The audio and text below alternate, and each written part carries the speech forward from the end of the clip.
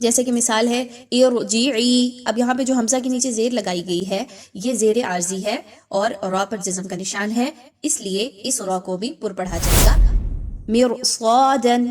اس میں دیکھیں تو را پر جزم کا نشان ہے لیکن اس کے بعد صاد کا حرف آ رہا ہے، اس لیے اس را کو پر پڑھا جائے گا۔ یہ را تو ساکن ہو اور اس سے پہلا والا حرف بھی ساکن حالت میں ہو تو پھر ہم اس سے بھی پہلے والے حرف کی حرکت کو دیکھیں گے، اگر اس کے نیچے کوئی حرکت ہے تو پھر اس را کو بھی باریک پڑھا جائے گا، یعنی کہ وہ را کہ جو کہ قرآن پاک میں صرف ایک ہی جگہ پر آتی ہے سورۃ ہود میں، اس را کو بھی باریک پڑھا جاتا ہے، موٹا نہیں پڑھا۔ بسم اللہ الرحمن الرحیم۔ السلام علیکم ورحمۃ اللہ وبرکاتہ۔ آئیے چلتے ہیں را کے قواعد کی جانب۔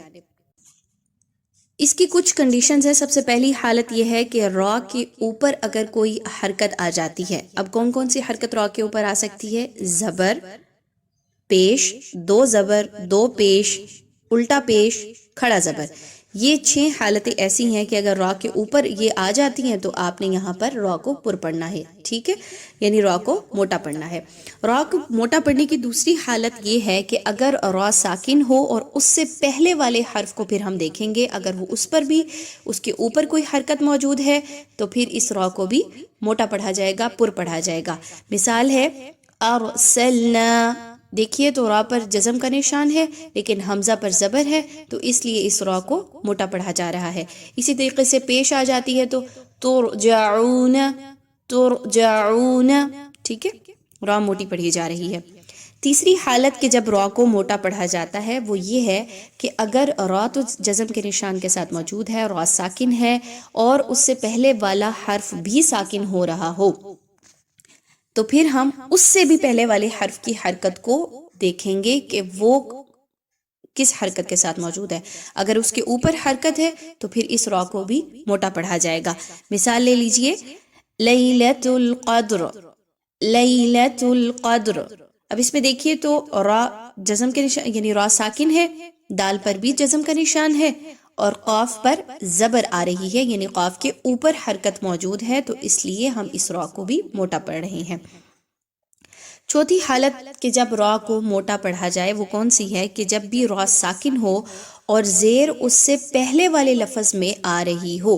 جی سننے میں تو بظاہر ایسے لگ رہا ہے کہ زیر کے ساتھ را کیسے موٹی پڑھی جائے گی، جبکہ یہ بات درست ہے کہ اگر را کے نیچے زیر ہو تو اس را کو باریک پڑھا جاتا ہے، لیکن اگر را ساکن ہو اور زیر اس سے پہلے والے کلمے میں آ رہی ہو، یعنی وہ ایک سیپریٹ لفظ ہو، تو پھر آپ نے اس را کو بھی پر پڑھنا ہے، موٹا پڑھنا ہے۔ مثال لے لیجئے رب ارحمہما، ٹھیک ہے، اب اس میں دیکھیں تو ربی یہ ایک الگ لفظ ہے اور ہمہما، رب ارحمہما یہ الگ لفظ ہے۔ را پر جزم کا نشان ہے، با کے نیچے زیر آ رہی ہے، وہ ایک الگ لفظ ہے لیکن ہم اس را کو بھی پر پڑھیں گے، موٹا پڑھیں گے۔ پانچویں حالت کہ جس میں را کو موٹا پڑھا جاتا ہے وہ یہ ہے کہ اگر را ساکن ہو اور اس سے پہلے زیر عارضی آ رہی ہو، یعنی زیر عارضی سے کیا مراد ہے کہ وہ زیر وہاں پر موجود نہیں ہے لیکن ملا کے پڑھنے کے لیے یا اگر وقف ہو گیا ہے تو وقف کی صورت میں اگلا حصہ پڑھنے کے لیے آپ نے وہاں پر زیر لگائی ہے تو پھر اس زیر کو پڑھنے کے لیے اس را کو بھی پر پڑھا جائے گا۔ جیسے کہ مثال ہے ارجعی، اب یہاں پہ جو حمزہ کے نیچے زیر لگائی گئی ہے یہ زیر عارضی ہے اور را پر جزم کا نشان ہے، اس لیے اس را کو بھی پر پڑھا جائے گا ارجعی۔ چھٹی حالت اور آخری حالت کہ جس میں را کو موٹا پڑھا جائے گا وہ یہ ہے کہ اگر را ساکن کے بعد موٹے حروف آ جائیں، اور یہ الفاظ قرآن پاک میں کچھ ہی ہیں، مثالیں آپ کے سامنے موجود ہیں۔ کون کون سے الفاظ ہیں؟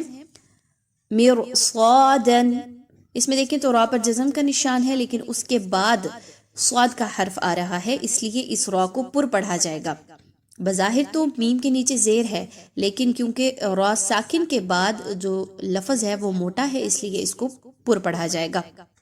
اگلی مثال ہے فرقن، فرقن، قاف موٹا حرف ہے اور را ساکن کے بعد اس لیے اس کو موٹا پڑھا جا رہا ہے۔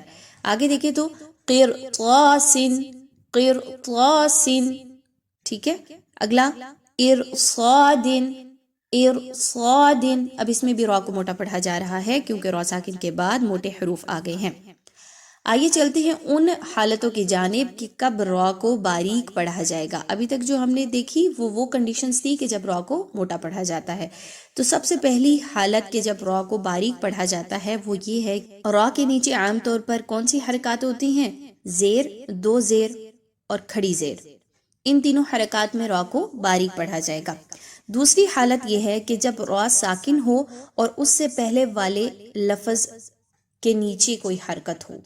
یعنی را تو ساکن ہے لیکن اس سے پہلے والے حرف کو اگر دیکھیں تو اس کے نیچے بھی نیچے کوئی حرکت ہو، اوپر کوئی حرکت نہ ہو تو اس را کو بھی باریک پڑھا جاتا ہے. جیسے مثال ہے ہمارے پاس فرعون، فرعون، ٹھیک ہے، اور را ساکن اور فا کے نیچے زیر آ گئی. تیسری حالت کہ جب را کو باریک پڑھا جائے گا وہ یہ ہے کہ را تو ساکن ہو اور اس سے پہلا والا حرف بھی ساکن حالت میں ہو. تو پھر ہم اس سے بھی پہلے والے حرف کی حرکت کو دیکھیں گے. اگر اس کے نیچے کوئی حرکت ہے تو پھر اس را کو بھی باریک پڑھا جائے گا، موٹا نہیں پڑھا جائے گا. جیسے کہ مثال موجود ہے ہجر. اب اس میں دیکھیں تو را جزم کے نشان کے ساتھ موجود ہے، جیم بھی جزم کے نشان کے ساتھ موجود ہے اور ہا کے نیچے زیر ہے، تو اس لیے اس را کو باریک پڑھا جا رہا ہے ہجر، ہجر. ٹھیک ہے.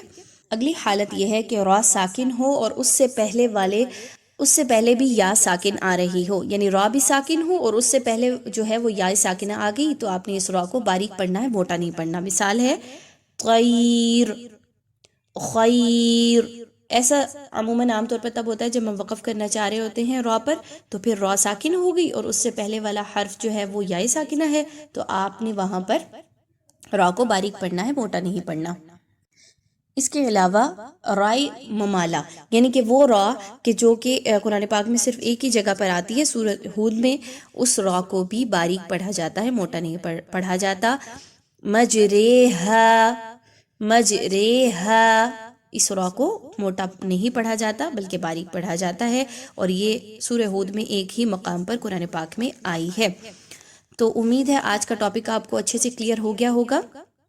بہت ہی اہم اور خاص ٹاپک تھا، سمجھنے کی ضرورت ہے. اللہ تعالیٰ آپ کا یہ سیکھنا اور کوشش کرنا قبول کرے. السلام علیکم ورحمۃ اللہ وبرکاتہ.